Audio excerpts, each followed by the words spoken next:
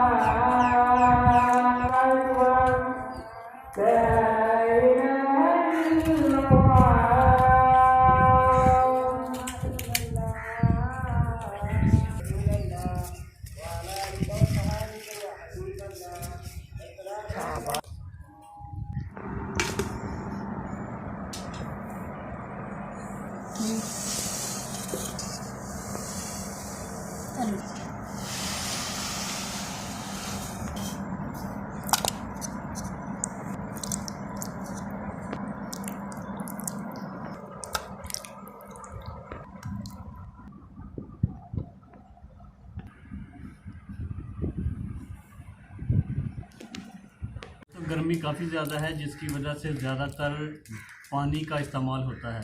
तो हमने भी ज़्यादातर पानी का इस्तेमाल किया है, साथ ही अज़ान भी हो गई है। तो अब जो खाना है वो नमाज के बाद खाएंगे। ये थी हमारी आज की सादा सी अफ्तारी। अगर हमारी वीडियो अच्छी लगे तो चैनल को सब्सक्राइब कर लें और साथ ही घंटी के बटन को प्रेस कर लें ताकि लेटेस्ट वीडियो आपको बआसानी मिल सके। इसी के साथ मुझे दें इजाज़त। अपना बहुत सारा ख्याल रखें। अल्लाह निगहबान।